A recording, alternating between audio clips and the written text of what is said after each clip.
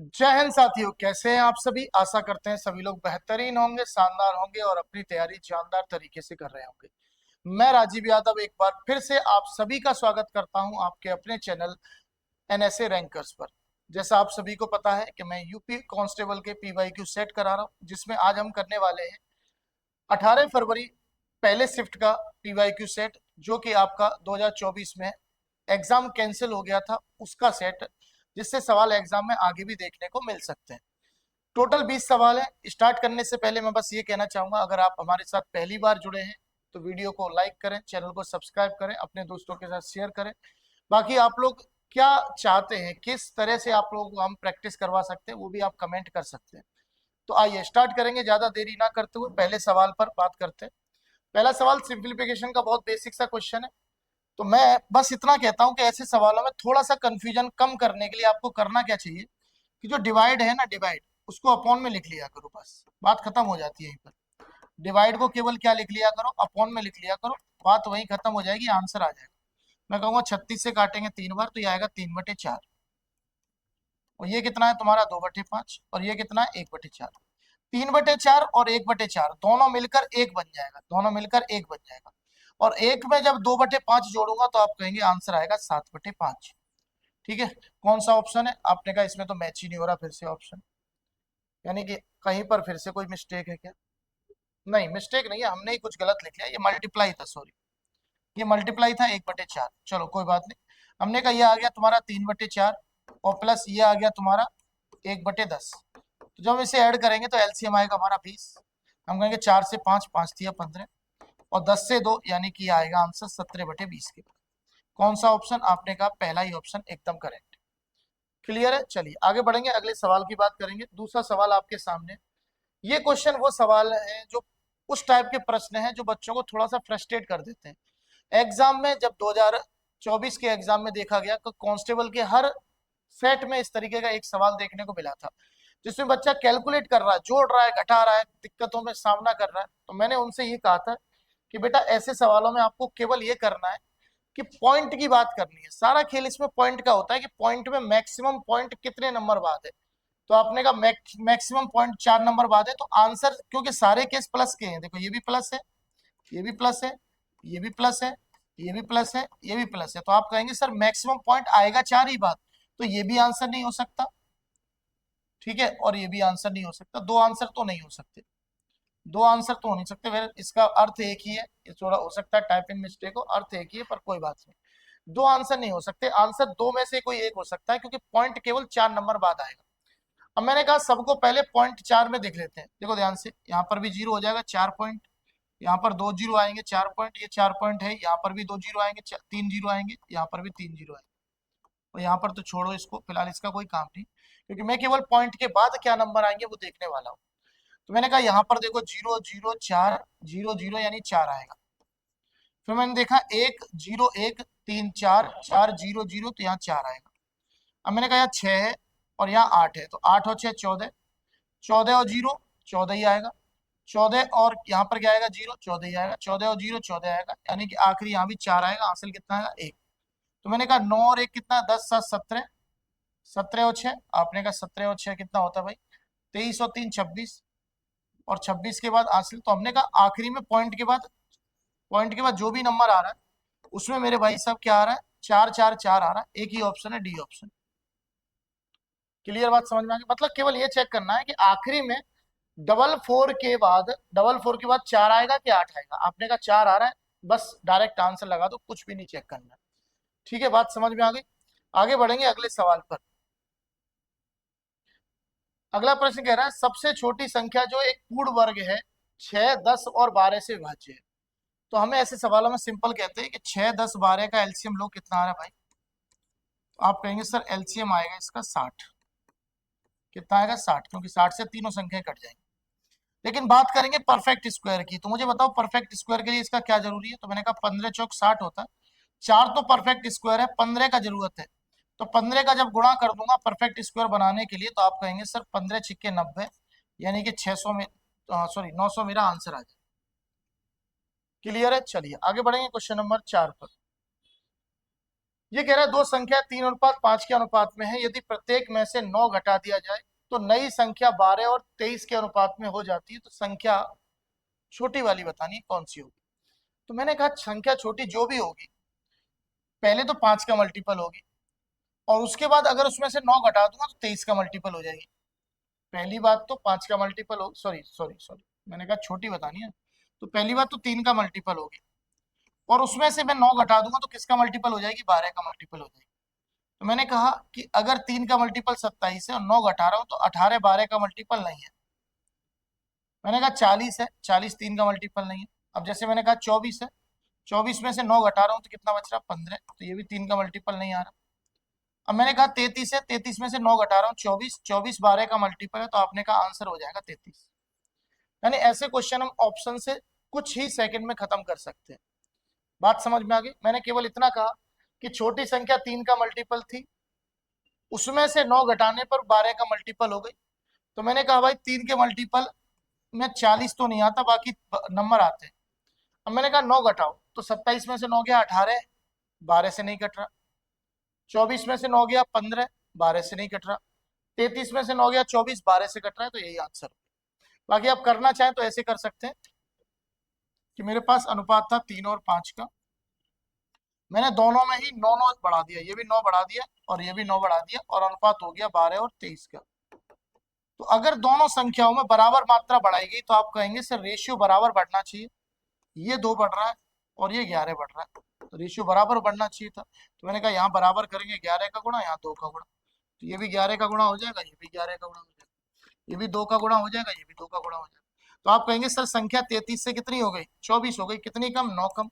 इसका मतलब 1 का मान 1 के बराबर, तो 33 का मान 33 के बराबर। क्लियर, समझ में आ गई बात है। चलिए क्वेश्चन नंबर 5 कह रहा है यदि ए बी का 250% है, तो 250% का मतलब होता है 5/2। 250% का मतलब होता है 5/2 होता है। तो हमने कहा किसका, बी का, यानी बी की वैल्यू अगर 2 है तो ए जो है वो 5 ज्यादा है, सॉरी ए जो है वो 5 है, ए कितना है, 5 है, उतना ही है ना बी का। तो मैंने कहा देखो ध्यान से कि ए अगर 5 है और बी मेरे भाई 2 है, तो आप कहेंगे दोनों का योग कितना होगा, दोनों का योग 7 होगा। तो मुझसे पूछा गया कि बी दोनों के योग का कितने परसेंट है, यानी कि 2 जो है वो 7 का कितने परसेंट है, तो आप कहेंगे सर 200/7% है। क्लियर, समझ में आ गई होंगी बातें। आगे बढ़ेंगे क्वेश्चन नंबर 6 पर। कह रहा संख्या 323 कोई अभाज्य गुणनखंड नहीं है। 4 अभाज्य गुणनखंड है, 2 अभाज्य गुणनखंड है, 3 अभाज्य गुणनखंड। मैं बात करूं 323 जो है वो 324 से एक कम है, यानी कि 18 के स्क्वायर से एक कम है। इसका मतलब ये संख्या जो है वो 17 से भी डिविजिबल होगी और 19 से भी डिविजिबल होगी। भाई मैं अगर यहां से लगाऊं ए स्क्वायर माइनस बी स्क्वायर मतलब ए माइनस बी ए प्लस बी, तो संख्या 17 से भी कटेगी, 19 से भी कटेगी। और मैंने कहा 17 19 दोनों ही अभाज्य संख्या है, यानी कि 2 अभाज्य संख्याओं का गुणनफल है ये। क्लियर, बात समझ में आ गई। चलिए आगे बढ़ेंगे क्वेश्चन नंबर 7 पर। 1301 को मेहर और दीप्ति में इस प्रकार बांटिए कि मेहर की राशि 7 वर्षों के बाद मिश्र धन, दीप्ति की राशि 9 वर्षों के बाद मिश्र धन के बराबर है। एक को 7 साल के दिए गए, एक को 9 साल के लिए दिए गए, दोनों का मिश्र धन उस समय में क्या हो गया, बराबर हो गया। अब ये ध्यान रखना रेट कितना है, 4%। 4% का मतलब होता है 1/25। तो मैं ये कहूंगा कि एक को अगर 25 मिलना चाहिए, एक को 26 मिलना चाहिए। ठीक है, आप ये भी कह सकते हैं कि अगर बात की 7 साल के लिए, एक 9 साल के लिए, इनके बीच अंतर कितने का, 2 साल का, तो हम स्क्वायर करेंगे। यानी एक को अगर 625 मिलेगा तो दूसरे को 676 मिल जाएगा। अब हमने स्क्वायर क्यों किया, क्योंकि उनके बीच उम्र का अंतर 2 साल का, और चक्रवृद्धि ब्याज में टाइम हमेशा पावर के रूप में काम करता है। आप जानते हैं अमाउंट बराबर होता है प्रिंसिपल 1 + R/100 की पावर टी होता है, यानी टीम पावर, जो टाइम है वो पावर के रूप में काम करता है। तो अगर इनके बीच में समय का अंतर 2 वर्ष का है तो हम स्क्वायर कर देंगे, तो 625 और 676 आ जाएगा। अब समस्या यह है कि किसको कितनी राशि मिलेगी। तो मैंने कहा जिसके पास समय कम है उसको राशि ज्यादा मिलनी चाहिए, और जिसके पास समय ज्यादा है उसको राशि कम मिलनी चाहिए। ऐसा क्यों होना चाहिए, क्योंकि जिसके पास समय कम है उसको कम समय की ब्याज मिलेगी, और जिसके पास समय ज्यादा उसको ज्यादा समय की ब्याज मिलेगी। जो ज्यादा समय की ब्याज मिलेगी तो पैसा कम होगा तो ज्यादा समय में मेंटेन हो जाएगा, और कम समय में आप कहेंगे ज्यादा पैसे होगा तो कम ब्याज के साथ मेंटेन हो जाएगा। तो मैंने कहा जिसका उम्र कम है, 7 वर्ष के लिए मेहर को मिली, तो मेहर को मिलनी चाहिए ज्यादा राशि, और दूसरा कौन सा है, दीप्ति। दीप्ति को मिलनी चाहिए कम राशि क्योंकि उसके पास टाइम ज्यादा है। तो हमने कहा मेहर को कितना मिल गया, 676, यही पूछा गया था, मेहर को मिलने वाला राशि कितनी है, तो आपने कहा ए आंसर। चलिए आगे बढ़ेंगे क्वेश्चन नंबर 8 की तरफ। ये कह रहा है अभिषेक विमल और चिन्मय साझेदारी में शामिल होते हैं, अभिषेक विमल की तुलना में 3 गुना अधिक निवेश करता है। तो अभिषेक जो है वो विमल की तुलना में 3 गुना अधिक निवेश कर रहा है। विमल चिन्मय द्वारा किए गए निवेश का 2/3 निवेश करता है। 2/3 का मतलब होता है कि अगर चिन्मय 3 कर रहा है तो विमल 2 कर रहा है। विमल कितना कर रहा है, 2। तो आपने कहा सर कि अगर चिन्मय 3 कर रहा है तो ये 2 कर रहा है, तो इसे 2 करूंगा तो ये 6 हो जाएगा। यानी इनके कैपिटल का रेशियो आ गया 6, 2 और 3 का। तो क्योंकि यहाँ पर वर्ष के अंत की बात कर रहा है, यानी कि सभी के लिए समय समान है, और जब समय समान है जो इन्वेस्ट का रेशियो वही उनके किसका, प्रॉफिट का रेशियो। तो प्रॉफिट भी उन्हें 6, 2 और 3 के अनुपात में मिलेगा। तो टोटल प्रॉफिट कितने का है, 11 का, जबकि सवाल में कितना है, तो आपने कहा 5500। तो एक की वैल्यू कितनी आ गई, 500। मुझसे पूछा गया कि चिन्मय का हिस्सा कितने का है, तो चिन्मय का हिस्सा भाई 3 यूनिट का है। तो एक की वैल्यू 500, तो 3 का मान 1500। आप कहेंगे sir B option is the correct answer. Clear बात समझ में आई होगी। आगे बढ़ेंगे क्वेश्चन नंबर 9 की तरफ।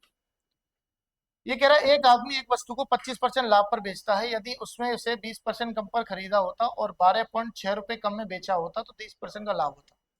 अगर किसी वस्तु को 20% कम करके 30% बढ़ा रहा हूं तो टोटल वस्तु कितनी बढ़ रही है, मुझे ये बताओ।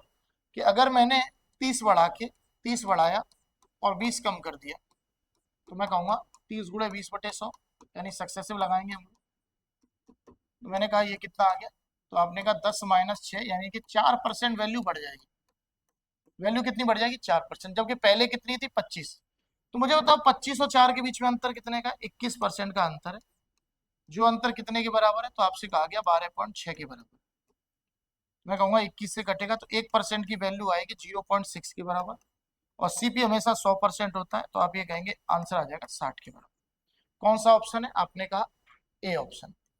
बाकी और तरीका क्या हो सकता है, तो और तरीका देखिए सिंपल सा है कि अगर मैं कहूं कि वस्तु का सीपी 100 है, अगर मैं कहूं वस्तु का सीपी 100 है, तो पहले 25 का लाभ था, यानी एसपी 125 था। अगर 20% कम में खरीद रहा है तो आप कहें 80 में खरीद रहा है, और 30% का लाभ है, यानी कि 24 रुपए का लाभ है। भाई 80 का 30% कितना आएगा, 24 ही तो आएगा। तो वस्तु 104 में बिकेगी। तो 125 से 104 करने में कितना मूल्य कम हुआ, 21 का। जबकि यहाँ मूल्य कितना कम कर रहा है, 12.6, यानी 21 की वैल्यू 12.6 है, तो एक का मान आएगा 0.6। तो 100 का मान कितना हो जाएगा, आप कहेंगे 60 रुपए। ठीक है, दोनों तरीके मैंने आपको बता दिए। अगले सवाल पर आएंगे, क्वेश्चन नंबर 10। क्या मोहन और श्याम 800 रुपए के लिए एक काम करते हैं। मोहन अकेले 6 दिन में, श्याम अकेले 8 दिन में, और रमेश की मदद से 3 दिनों में पूरा करते हैं। तो श्याम का हिस्सा बताना है कितना होगा। तो मैंने कहा कि पहला 6 में कर रहा है, दूसरा 8 में कर रहा है, तीनों 3 में कर रहा है। पहला कौन है, मोहन, दूसरा कौन है, श्याम, तीसरा मोहन, श्याम और रमेश। तो मैंने कहा एलसीएम लेते हैं, टोटल वर्क कितना आएगा, 24। इसकी एफिशिएंसी आएगी 4, इसकी 3 और इसकी 8। तो मैं ये कहूंगा सिंपल, देखो ध्यान से समझना, कि अगर बात की जाए पैसे की, तो जितना काम करोगे उतना पैसा मिलेगा, यही काम चलता है ऐसे। तो मैंने कहा कि मैं इनका काम की क्षमता निकाल लेता हूँ, क्षमता का रेशियो निकाल लेता हूँ कितने का है। तो आप ये कहेंगे सर कि मोहन 4 काम करता है एक दिन में, श्याम 3 करता है, दोनों 7 कर रहे हैं, तीनों 8 कर रहे हैं, इसका मतलब ये 1 कर रहा होगा। तो इसका मतलब इन्हें टोटल पैसे मिलते होंगे 8।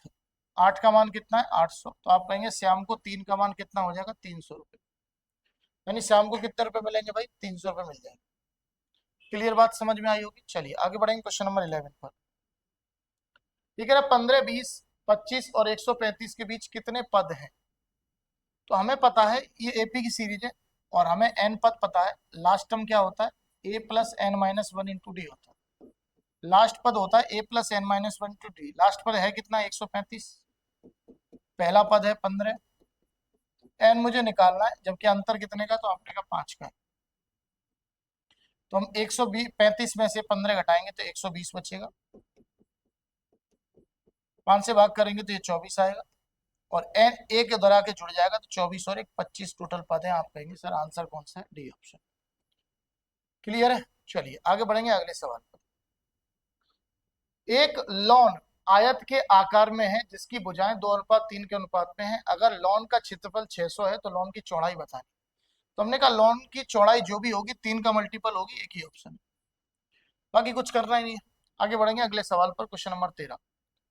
एक साइकिल चालक 900 मीटर की दूरी 2 मिनट 30 सेकंड में पूरी करता है। 2 मिनट 30 सेकंड का मतलब कितना हुआ? तो आपने कहा 2 मिनट का मतलब 120 सेकंड, और 30 सेकंड तो 30 सेकंड होते ही है। तो टोटल टाइम कितना हो गया? तो आपने कहा टोटल टाइम हो गया 150 सेकंड। तो हमें पता है स्पीड बराबर क्या होता है? डिस्टेंस अपॉन टाइम होता है, डिस्टेंस अपॉन टाइम। डिस्टेंस है 900 मीटर की, टाइम है 150 का, तो आपने कहा ये 6 बार कट गया, यानी कि स्पीड आ गई 6 मीटर पर सेकंड। कितनी स्पीड आई? आपने कहा 6 मीटर पर सेकंड स्पीड आ गई। यानी जो भी आंसर होगा 6 से कटने वाला नंबर होगा, और बाई चांस दो ऑप्शन ऐसे हैं जो 6 से कटने वाले। तो हमने कहा वो निकालते हैं। कुल मिलाकर आंसर तो है 21.6। जो बच्चे पढ़े हैं वो जानते होंगे कैसे आंसर है। बाकी हम जानते हैं कि अगर मीटर पर सेकंड को चेंज करना है तो हमें मल्टीप्लाई करना पड़ेगा कुल मिलाकर 18/5 से। तो हम कहेंगे 18 छिक्के 108, 108/5, यानी आंसर आएगा 21.6। क्लियर बात समझ में आई होगी। आगे बढ़ेंगे, क्वेश्चन नंबर 14 देखते हैं क्या भाई। तीन संख्याओं में से दूसरी पहली से दोगुनी है। मैंने कहा कि तीन संख्याएं 1, 2 और 3 दूसरी पहली से दोगुनी, यानी ये 2 है तो ये 1 है, और तीसरी से भी 3 गुनी है। दूसरी पहली से दोगुनी है और तीसरी से 3 गुनी है, यानी इससे 3 गुनी है। मैंने कहा इससे अगर 3 गुनी है और इससे 2 गुनी है तो मैं मान लेता हूँ ये 6 है, ठीक है। तो 6 है तो ये 3 होगी, तभी तो 2 गुनी 6 होगी, और ये 2 होगी तभी तो 3 गुनी 6 होगी। बात समझ में आ गई।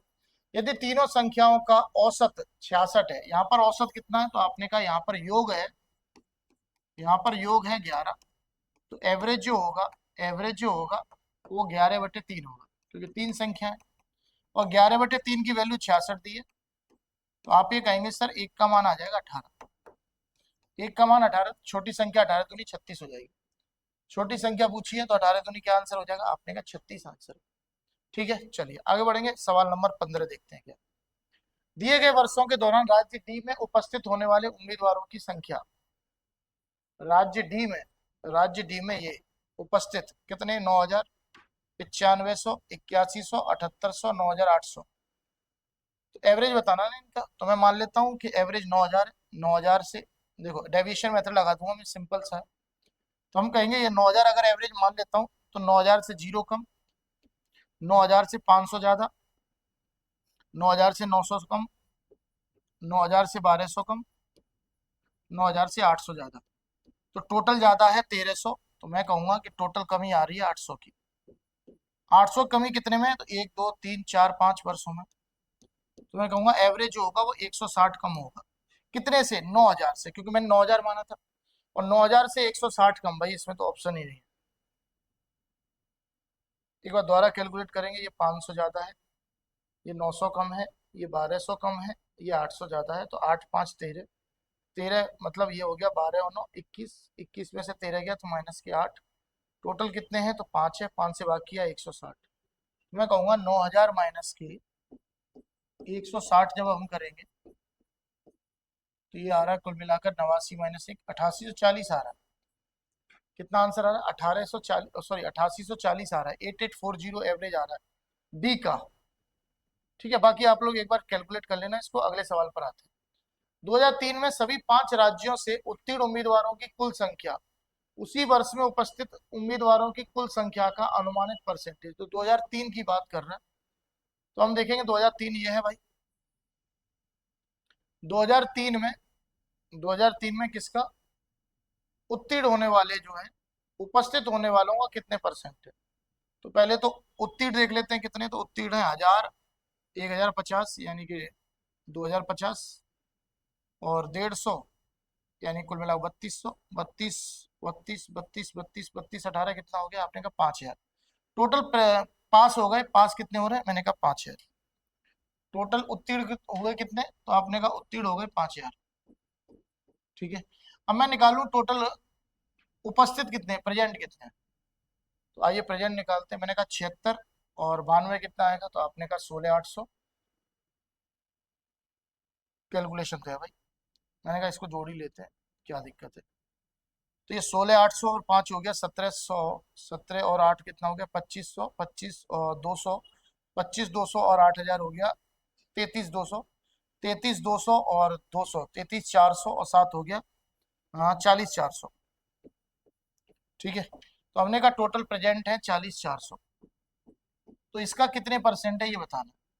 तो हमने कहा 2 जीरो तो पहले ही कट जाएंगे भाई यहाँ पे।